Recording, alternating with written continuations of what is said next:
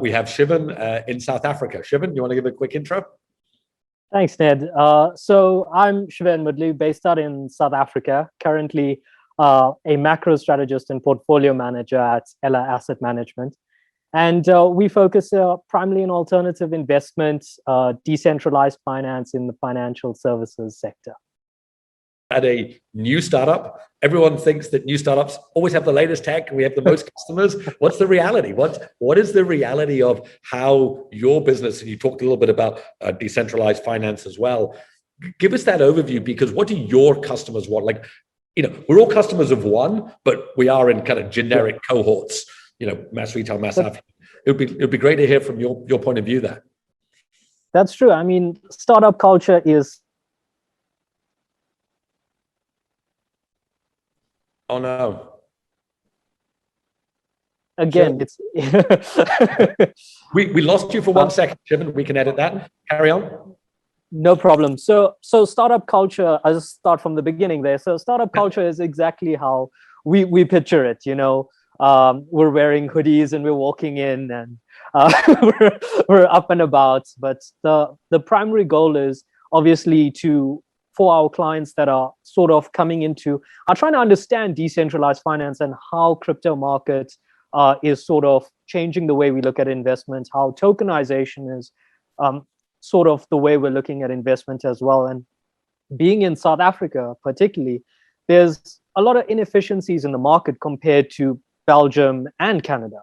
And we sort of see that in the market with decentralized finance and with a larger middle class in South Africa as well, trying to bridge that gap. So we saw a gap, particularly in a degree of savers that are traditional finance people, and as Brian said, they want something that elevates the high net worth individuals, want something that elevates their current portfolio, and middle investors really want to move from a space of traditional finance to relocate funds and just to be more confident in the application process of decentralized finance.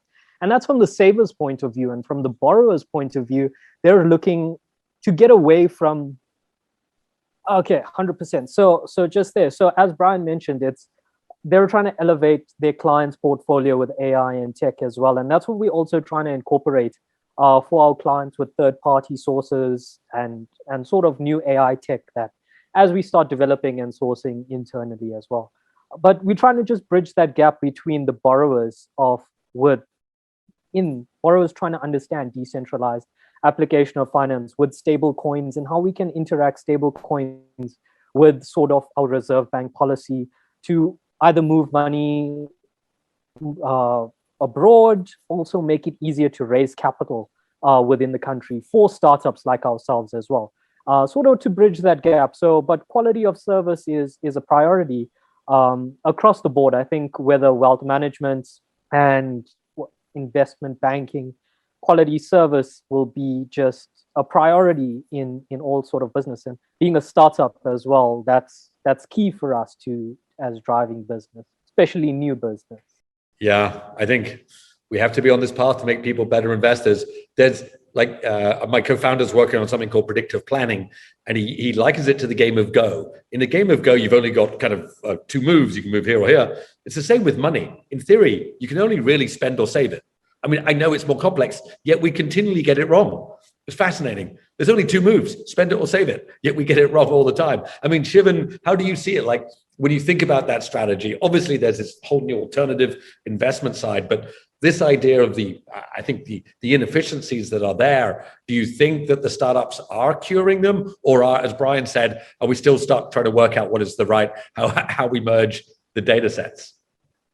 I think it's a tough question. I think I really agree with Brian, and I agree with Robert. I think static data, the way you're looking at it is, and then something changes in the market. And I mean, we saw that currently in the crash that Bitcoin had as well. And investors and some guys in South Africa that already have these funds are like, you know what, it's something that we're going to hold, but we're not looking at it as a perspective like that. We're looking at the technology behind blockchain and in blockchain and how it's going to simplify processes for us. And as you said, saving and spending as a way forward.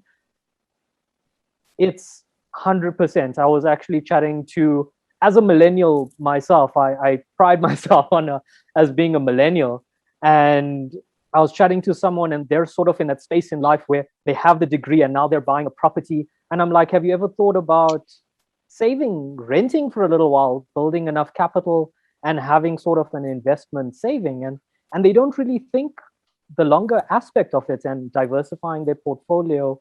And but again, static data to way the market is moving, to the way the market is changing. I think the pandemic definitely showed us that a lot of things changed, and and the way we look at investments and the way we look at saving and the way we look at spending our general money, I think is a huge part on how is going to restructure financial services as a startup. But from plugging, I would say, problems in the market, yeah, it was a different way. And I mean, from as you mentioned, Robert, the behavior of the investor and the behavioral sort of investment strategies in which you use, and how I look at millennials, and a lot of my friends are millennials and Gen Zs in the process, and they looking at investment in the case of, And interestingly, we had a client who came to Bamboo the other day and had an idea for a robo-advisor. I do not think the regulators would allow this, but what he said, the idea was, why don't we just gray out the sell button? Like, just don't let people sell, right?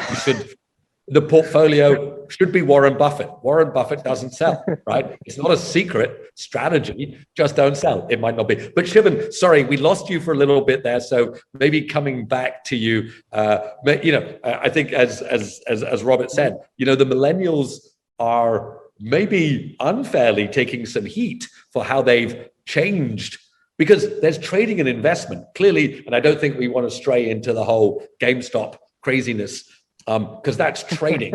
We're talking about investment, but maybe give us your perception. Like, clearly there's benefits of using technology in investment, but are we at a dangerous place, do you think, right now? It depends on the type of, also emphasized, it's the mindset, but also the psychology is short-term investment. It's, I'm going to pump and dump the stock 100%. So again, I would say it's the psychology of the millennial and also the young investor that's coming in. And I think with Reddit and Twitter and the whole psychology, everyone's like, we're going to pump and dump this stock. And obviously we saw that in AMC and in GameStop.